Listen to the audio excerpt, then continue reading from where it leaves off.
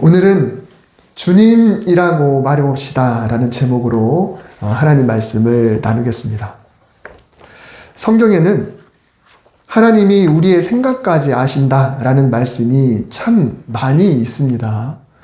우리의 마음 깊은 곳, 우리의 생각, 우리의 염려가 무엇인지, 또 우리의 즐거움이 무엇인지, 우리의 고통이 무엇인지, 우리의 행복이 무엇인지 모든 것을 잘 아십니다. 성경 구절 몇 가지만 말씀드리자면, 여호와는 마음을 감찰하시느니라, 멀리서도 나의 생각을 밝히 아시오며 무릇 주는 마음의 비밀을 아시나이다. 이외에도 정말 많은 구절들이 있습니다. 이런 말씀을 읽으면 두 가지 상반되는 생각이 들게 됩니다. 첫째는 두렵다. 누군가에게 내 본심을 들키면 참 불편하죠. 그 사람과 가능하면 엮이지 않으려 하고 같은 자리에 있고 싶지 않고 자연스럽게 멀리 하려고 합니다. 우스갯소리로 너무 많은 걸 알고 있어. 죽어줘야겠어. 영화 대사처럼 참 그런 불편한 사람들이 있습니다. 어떨 땐 이런 좀 내 마음을 아는 사람이 없었으면 하는 그런 바람이기도 해요. 근데 주로 언제 두려운 마음이 드냐면 뭔가 내가 좀 잘못했을 때 혹은 안 좋은 마음을 품었을 때, 그때는 하나님이 내 마음을 아신다는 게 좀 두렵습니다. 그러나 한편으로는 이런 생각도 들 수 있어요. 참 좋다. 여러분, 누군가가 내 마음을 알아준다. 말하지 않아도 내 의도와 바람을 안다. 아무도 내 마음을 알아주지 않는데 누구라도 딱 한 사람만이라도 내 마음을 알아준다고 한다면 그게 굉장한 힘이 됩니다. 정말 당신이라도 내 마음을 알아주니, 이해해주니 참 고맙다고. 그 한 사람만 있어도 우리가 살아갈 힘이 생기게 되죠. 직장에서는 부하 직원이 상사의 의도를 알아서 척척 해준다. 굳이 지시하지 않아도 분명히 이 상황에서는 상사가 이게 이러이러하기를 바랄 거야 라는 것을 알고 지시하지 않아도 알아서 모든 일들을 해결해주면 얼마나 고맙습니까? 하나님이 내 마음을 아신다 라는 그 말씀 앞에는 우리가 두려울 수도 있고요. 그리고 좋을 수도 있습니다. 근데 한 가지 확실한 것은 두렵다고 해도 그리고 좋다고 해도 어떻게든 하나님을 멀리해서는 안 된다는 겁니다. 두려워도 멀리해서는 안 되고 좋다고 그것을 나만 가지고 있어도 안 되고 두렵든지 좋든지 내 마음을 아시는 하나님 앞에 어떻게든 나아가야 한다라는 것입니다. 세상 사람들은 내 마음을 아는 사람을 멀리할 수도 있습니다만, 그러나 우리는 혹시라도 하나님이 내 마음을 다 아셔서 두려울지라도 그래도 어떻게든 하나님께 나아가려는 그런 자세가 우리 성도의 마음속에 필요하다라는 것입니다. 오늘 본문 사사기 2장은요. 가나안 정복 전쟁을 다 마치고 난 후에 하나님께서 백성들을 평가하는 그런 말씀으로 시작을 합니다. 물론 여호수아서 마지막 부분에 이미 정복 전쟁이 얼추 다 마무리가 됐어요. 그래서 여호수아가 마치 유언과 같은 이야기를 했죠. 나와 내 집은 오로지 하나님만 섬길 텐데 너희들은 어떡할래? 라는 질문을 던졌고, 백성들은 이 전쟁을 승리로 이끈 후에 우리들도 무슨 일이 있어도 당신처럼 그렇게 하겠습니다라고 큰 소리로 화답을 했었습니다. 이제 사사기 1장에 들어서면 아직도 각 지파가 마무리해야 될 전쟁이 남아 있었습니다. 우리나라가 휴전협정을 했다고 해서 그날 땅 전쟁이 끝났나요? 그렇지 않죠. 그 후에 중부전선에서, 백마고지를 비롯한 전선에서 얼마나 치열한 전투가 오랫동안 이어졌습니까? 가나안 족속을 대세는 이미 끝났지만, 그러나 각 지파들이 각각 자기들에게 부여받은 영토에서 잔당들을 소탕하는 그런 전쟁을 계속 벌였어야 했습니다. 그래서 사사기 1장에 보면 각 지파마다 하나도 빠짐없이 유다 지파는 어떻게 했고, 르우벤 지파는 어떻게 했고, 단 지파는 어떻게 했고, 이런 식으로 쭉쭉쭉쭉 모든 지파의 그런 내용이 기록이 되어 있습니다. 이제 하나님께서 하나님의 사자, 선지자 한 명을 보내셔서 이들의 마무리를 평가를 하십니다. 내가 이 땅의 주민과 어떠한 언약도 맺지 말고 그들이 우상을 숭배하던 그 제단들을 다 헐라고 분명히 명령했었는데 왜 말을 듣지 않았느냐? 도대체 이유가 무엇이냐? 하나님이 왜 이런 말씀하셨을까? 우리는 너무 잘 알고 있습니다. 1장에 보면은 각자 지파들이 자기들이 부여받은 땅에서 가나안 족속을 완벽하게 몰아낸 지파는 하나도 없습니다. 물론 정도는 달라요. 제일 처음에 나왔던 유다 같은 경우는 거의 다 소탕을 했어요. 거의 다. 그리고 베냐민, 에브라임, 그리고 므낫세 지파도 어느 정도 많은 성과를 거뒀어요. 거의 다 소탕을 했습니다. 하지만 나머지 대부분은 그 땅 안에서 이방인들 상당히 많은 이들을 쫓아내지 못합니다. 완전히 진멸하지 못해요. 물론 그들의 영역이긴 해요. 그러나 완벽하게 쫓아내지 못하고 그들을 남겨둔 대신 그들을 종으로 사용을 해요. 뭐 전쟁에 승리하고 남겨놓고 종으로 사용하니까 일석이조 아닌가? 그냥 일꾼 삼으면 되니까. 그러나 하나님 명령과는 좀 다르죠. 심지어 어떤 지파는 오히려 그들 속에 끼어 살기도 했어요. 그러니까는 장악해서 노예로 데리고 사는 거하고 그들이 쫓아내지 못하고 우리도 여기서 같이 삽시다라고 끼어 사는 거는 얘기가 다르죠. 단지파 같은 경우는 오히려 그들이 산 꼭대기로 쫓겨 올라갔습니다. 골짜기 아래로 내려오지도 못했어요. 이런 일까지 벌어졌습니다. 이미 하나님께서 상을 다 차려놓으시고 자 이제 너희들이 할 일은 숟가락 떠서 입에다 넣기만 하면 돼 라고 다 차려놓으셨는데 출애굽과 광야의 여정을 통해서 이미 하나님의 능력을 경험했음에도 불구하고 그 능력을 힘입어 싸우지 않고 쟤네들 어떻게 싸우지? 쟤네들 어떻게 하지? 혹은 이들을 어떻게 이용해 먹지? 라는 생각만 하다가 결국은 완벽하게 몰아내지 못하게 되었다는 거죠. 그래서 하나님은 이들을 책망한 겁니다. 왜 말을 듣지 않았느냐? 왜 다 몰아내지 않았느냐? 또 왜 그들과 언약을 맺었느냐? 언약을 맺은 족속도 있어요.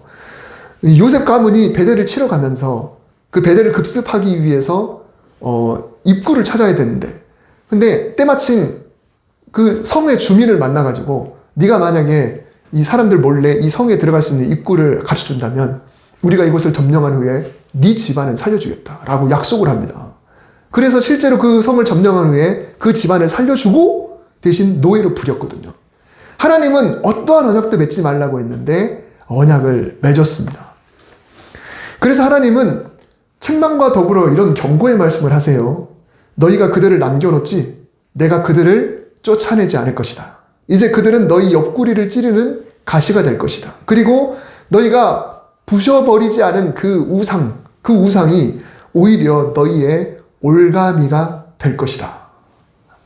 백성들은 어쩌면 하나님의 이 명령을 그리 크게 생각하지 않았을 수도 있습니다. 이 전쟁이 어떤 전쟁입니까? 그리고 이 땅이 어떤 땅입니까? 무려 하나님이 400년도 훨씬 전에 약속하신 그 땅이잖아요.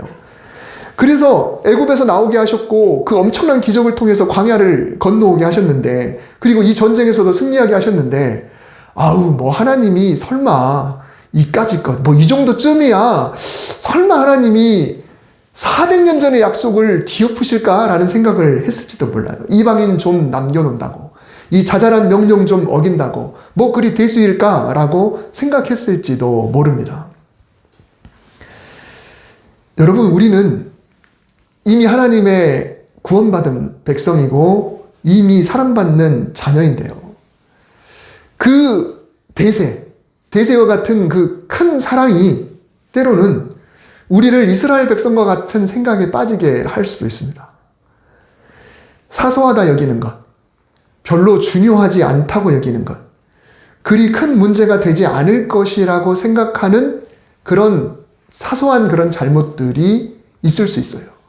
그리고 그것을 나는 어차피 구원받은 백성이야. 나는 어차피 하나님의 사람이야. 하나님은 어차피 나를 사랑해. 라는 생각 때문에 별거 아닌 거를 그냥 아무렇지도 않은 듯이 우리가 하나님 앞에 죄를 저지를 수가 있어요.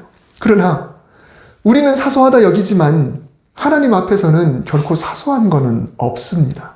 어쩌면 하나님께서 우리가 생각하는 것 이상으로 중요하게 생각하실 수도 있습니다. 더 나아가 우리가 별것 아니라고 여기는 그런 생각하는 것들이 오늘 말씀처럼 오히려 그것이 우리를 공격하거나 우리를 곤경에 처하게 하거나 우리의 발목을 잡을 수도 있다라는 것을 오늘 말씀을 통해 우리에게도 경고하시는 것입니다. 그러므로 우리는 늘 하나님의 말씀에 비추어서 생각을 하고 그리고 그 말씀 앞에 반응을 보여야 하는 것입니다. 그러면 하나님의 책망을 들은 이스라엘 백성들은 어떤 반응을 보이셨을까요? 4절에 보면 이스라엘 백성들이 소리 높여 울었습니다. 그래서 지금 이 모인 장소를 복임이라고 했는데요. 복임이라고 하는 뜻이 뭐냐면 우는 자들이라는 뜻입니다. 그러니까 백성들이 여기 와서 울었다. 그래서 그냥 거기를 복임이라고 이름을 지었어요. 백성들이 울었습니다. 그리고 또 무엇을 했냐면 하나님께 제사를 드렸습니다. 눈물과 제사. 여러분, 눈물과 제사는 참 긍정적으로 보이죠. 그러나 문제는 뭐냐면 그것이 전부였다라는 것입니다. 하나님께 책망을 듣고 그리고 경고를 듣고 울었다. 그리고 제사 드렸다. 백성들은 울고 제사를 드린 후에 어떻게 했을까요? 울고 하나님께 제사를 드렸으니 이제라도 그 땅에 있는 이방인들을 몰아내고 우상의 제단을 다 부셨을까요? 그렇지 않았죠. 그들은 여전히 계속 노예로 뒀습니다. 왜 그렇습니까? 한번 재미를 보면 쉽게 포기하지 못하는 거예요. 이 남북전쟁에서 이 남부 사람들이 이미 다 노예 해방이 됐다고 해도 쉽게 포기하지 못하잖아요. 그 정서가 지금까지도 이어오고 있지 않습니까? 한번 싼값에 그들을 이용해 먹었는데 순식간에 그들을 해방시키려고 마음껏 그렇게 할 사람이 과연 어디 있겠습니까? 뿐만 아닙니다. 오늘 본문 뒷부분에 10절에 보면은 그 후에 일어난 다른 세대, 그러니까 지금 이 책망을 듣고 눈물과 제사를 드렸던 이 세대의 다음 세대, 이 다음 세대들은 여호와를 알지 못하며 그리고 여호와께서 이스라엘을 위하여 행하신 일도 알지 못하더라. 즉 그들의 후손에게 하나님이 누구신지, 하나님이 그동안 어떤 일을 하셨는지 전혀 가르쳐주지 않았다라는 거죠. 그건 무슨 말인가요? 하나님이 없어도 된다는 거예요. 그냥 이대로가 좋다라는 것이죠. 그래서 다음 세대, 우리가 보통 이 뒷세대를 다음 세대라고 이야기하잖아요. 우리 교회에서도 우리 다음 세대를 살려야 합니다. 다음 세대를 살려야 됩니다. 그렇게 이야기하는데 성경에서는 다음 세대라고 하지 않고 다른 세대라는 표현을 했다는 거예요. 우리와는 전혀 다른 세대, 우리와는 전혀 다른 세대가 돼버린 겁니다. 눈물과 제사가 겉으로는 좋아 보였지만 눈물을 흘렸다고 다 회개라고 볼 수가 없고요. 제사를 드렸다고 다 하나님을 향한 제사는 아닐 수 있다라는 것을 우리가 알 수 있습니다. 이 눈물과 제사에서 빠진 것이 있습니다. 그게 뭘까요? 바로 하나님, 그분과의 대화가 빠져 있다라는 것입니다. 여러분, 눈물은 좋은 것이지만 하나님과의 대화까지 이어지지 않는 눈물도 얼마든지 있습니다. 이스라엘 백성들이 왜 울었을까요? 하나님이 그렇게 화내셔서 울었을 수도 있고 앞날이 걱정이 돼서 울었을 수도 있습니다. 만약에 그들이 회개의 눈물을 흘렸다라고 한다면 다음 세대가 다른 세대가 될 수 없어요. 가나안 땅에서는 이들이 꽃깃말 걸을 줄 알았을 것입니다. 드디어 광야를 건너서 드디어 우리가 이 땅을 차지했다. 드디어 가나안 땅이다.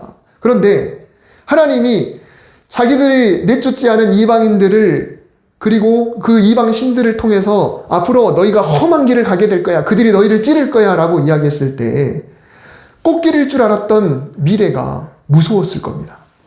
과거 40년의 광야 세월이 허망해서 울었을지도 모릅니다. 눈물은 보기에는 그럴싸해 보이지만 이 눈물이라는 것은 어떻게 보면 나와의 대화에 그칠 수가 있어요. 후회를 생각해 볼까요? 후회도 마찬가지입니다. 후회를 곰곰이 생각해 보면 후회야말로 그냥 나와의 대화예요. 내가 왜 그랬을까? 그때 이렇게 했어야 됐는데 도대체 왜 그랬지?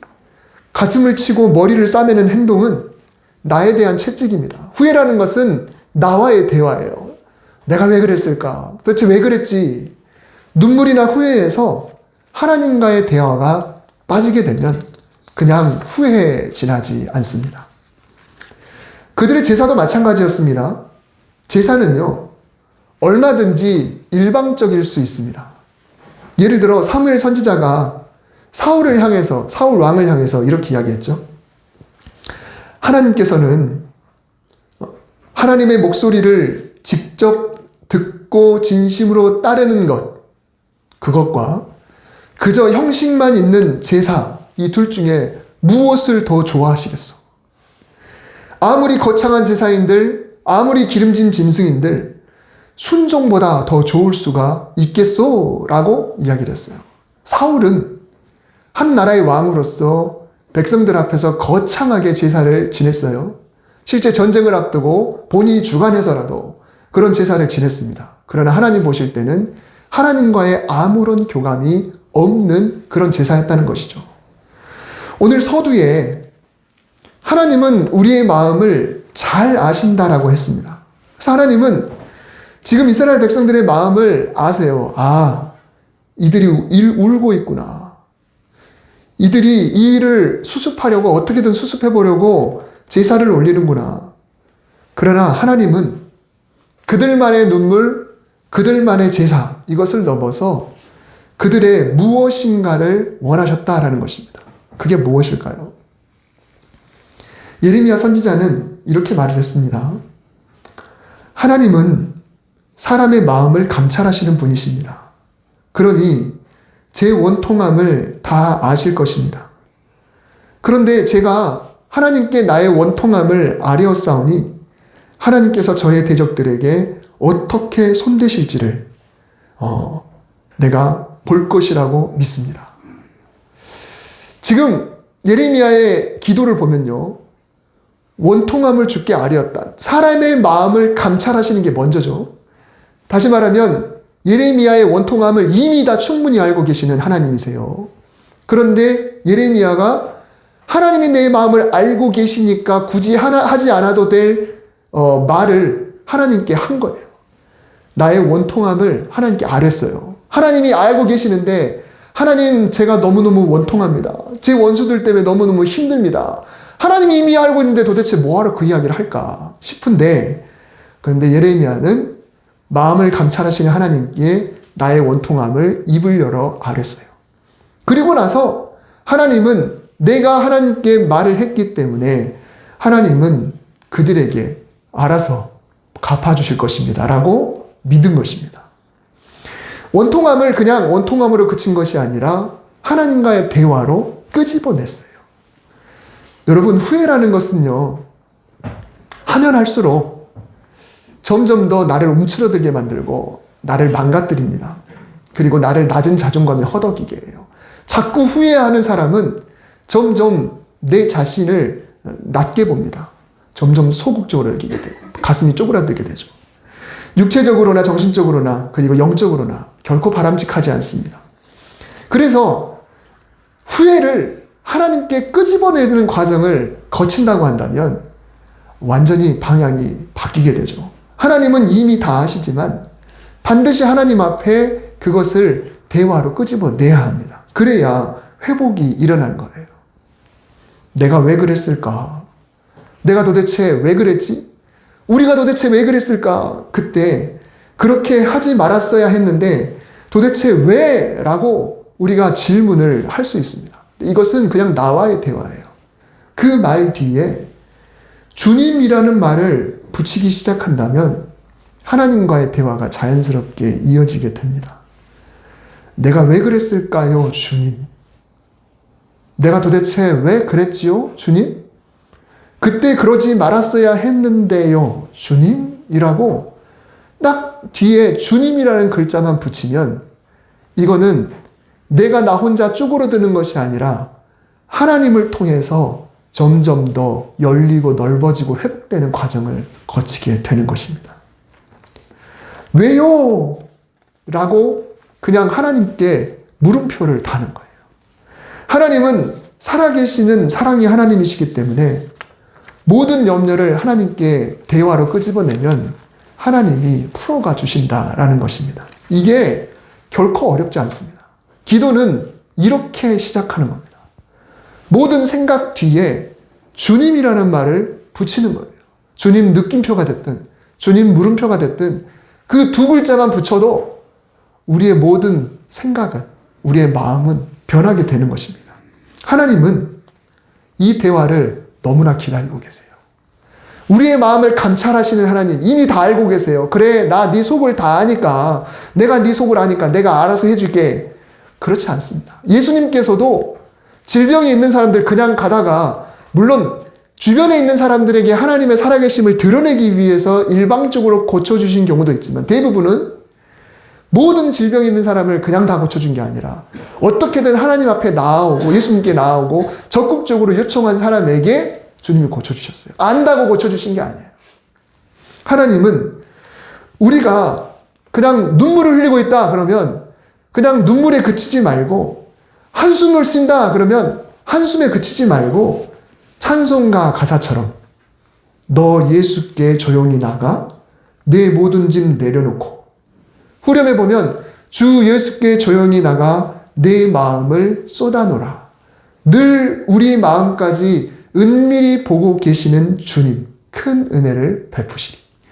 이미 우리의 마음을 은밀히 보고 계시고 다 알고 계시지만 우리가 주님 앞에 쏟아놔야 주님이 은혜를 베푸신다라는 것을 찬송을 통해 우리가 고백을 해야 합니다. 그러면 어떤 후회나 잘못이나 슬픔만 해당할까요? 그렇지 않습니다. 마음을 아시는 하나님이시기에 우리에게 때로 좋은 일이 있을 때, 행복할 때, 기쁠 때, 이것도 하나님 다 아세요. 그런데 이 좋아하는 감정 뒤에도 주님이라는 말을 붙일 수가 있습니다. 와, 너무 행복하다. 와, 기분 대박이다. 이것을 와, 행복합니다. 주님이라고 그냥 두 글자만 붙여보는 겁니다. 와, 기분 대박입니다. 주님. 이야, 맛있겠습니다. 주님. 맛있겠다가 아니라 맛있겠습니다. 주님. 이곳 경치가 끝내줍니다. 주님이라고 그냥 두 글자만 한번 붙여보는 거예요. 길을 나서면서 오늘 도로가 안 막혔으면 좋겠다. 오늘 도로가 안 막혔으면 좋겠네요, 주님.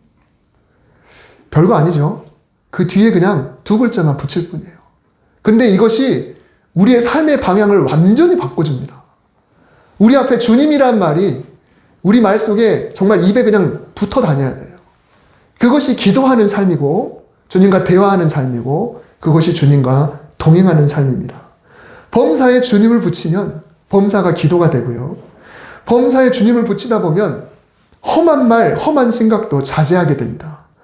우리가 욕 뒤에다가 주님이라고 할 수는 없잖아요. 그러다 보면 내 범사가 주님이라는 말로 가득 차게 되면 우리의 말을 한 번 더 주저하게 되겠죠. 저는 주여가 입에 좀 달려있는 사람이에요. 사실 좀 습관적이긴 하지만 저의 기도도 온통 주여 주여고요. 운전하면서도 우리 식구들 알 거예요. 그냥 주여 주여를 많이 붙이면서 살아갑니다. 걸어가다가도 그렇게 하고 의도적으로도 그렇게 하지만 이제 습관도 되긴 했는데 일부러 내가 주여 주여 하게 되면 내 생각과 내 발걸음에 하나님을 제가 강제로 소환하는 것과 다름이 없게 되는 거죠. 물론 이미 계시는 분이시지만 주님이라는 말을 우리가 붙이면서 살아가는 겁니다. 이렇게 대화하는 것이 기도가 되고 이 기도는 나만의 기쁨을 넘어서 하나님과 나누는 즐거움이 됩니다. 만약에 좋은 기쁨도 그냥 기쁨에서 그치면 잘못하면 교만이 될 수도 있고 자만이 될 수가 있어요. 그러나 하나님과 나누는 기쁨은 하나님께 영광이 되는 겁니다. 그리고 하나님께도 기쁨이 되는 것이죠. 곁에 누가 있을 때 우리가 대화할 수도 있고 혼잣말을 할 수도 있습니다. 근데 하나님은 우리 곁에 계세요. 그분은 늘 곁에 계시는데 내가 나 혼자만 하나님이 옆에 계시다는 것을 망각한 채로 혼자 그냥 울고 있어요. 혼자 한숨 쉬고 있고 혼자 근심하고 있고 때로는 혼자 좋아하고 있어요. 그럼 옆에 있는 분은 도대체 뭐란 말입니까? 그러므로 아무리 마음 아파 홀로 있어도 곁에서 우리 마음을 아시는 하나님께 주님이라는 말을 붙여보시기 바랍니다.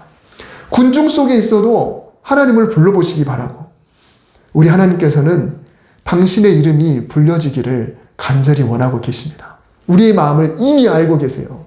그러나 내 입술을 열어서 그 마음을 그대로 주님이라고 우리가 말을 한다면 하나님이 기다리신 만큼, 아니 더 풍성하게 반드시 선하신 것으로 우리에게 채워주실 줄 믿습니다. 주님이라고 말할 수 있는 저와 여러분 될 수 있기를 주님의 이름으로 축복합니다. 기도하겠습니다. 주님, 오늘도 이렇게 말씀을 전하게 하시니 감사합니다. 주님, 제가 잘했는지 못했는지 주님이 제 마음을 감찰하시지만, 그러나 주님께 또 이 마음을 내어놓습니다. 우리 듣는 이들도 마찬가지입니다. 하나님, 오늘 설교를 듣고 보이는 반응들이 저마다 다르겠지만 이제 주님이라는 말이 얼마나 우리에게 중요한지, 소중한지, 그리고 이제 그렇게 살아야겠다는 결단이 우리에게 떠오를 때 주님께서 함께하여 주시옵시고, 아픔을 홀로 갖고 있지 않게 하시고, 염려, 근심, 걱정, 한숨을, 원통함을 혼자 갖고 있지 않게 하시고, 하나님께 내놓을 수 있는 입술을 우리에게 허락하여 주시옵소서. 주님은 살아계십니다. 우리의 마음을 알고 계십니다. 하나님, 우리에게 좋은 것으로 늘 은밀히 보고 계시는 주님께서 큰 은혜를 베풀어 주실 줄 믿습니다. 예수님의 이름으로 기도드립니다. 아멘.